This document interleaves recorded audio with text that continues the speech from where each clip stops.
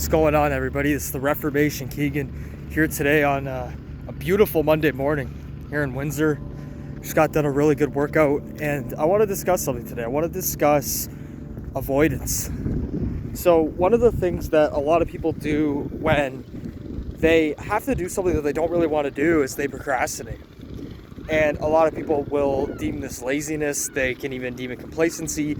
They can deem it whatever they want to use, whatever adjective they want to use. But the thing is, it's not all about laziness or complacency. That could be a part of it for some people. But I think one of the things that we often forget, and I say that in first person plural because a lot of people do forget it's not just one person or one, section of the population. But we forget sometimes that anxiety is there, and we might not think we have anxiety, but a lot of times we do. Give you a prime example. When you're at a store and you see somebody in a conversation and they're getting manic or they're getting amped up, that's not just ADHD like a lot of people would say. It's probably not that, actually. It's probably anxiety, because we have a defense mechanism where when we're stimulated or we're heightened, we get louder and we get more energetic. And that is an anxiety mechanism, and it's a defense mechanism. I'm the one person that does that too. And sometimes I don't even realize it, or if I do, I don't realize it until after. So a lot of people who look like they don't have anxiety on the outside actually have anxiety. And the one thing we do sometimes so we can avoid things is we stay sheltered internally and externally. And we stay inside because it's not just a fear of judgment, it's a fear of an outcome that we don't even know. So for instance, if you go into the gym and you're working out and you want to lift 10 more pounds, you might not do it because you don't think you can. So what you do is you just don't go to the gym at all, or you lift something that's way too easy. And it's not because you're lazy.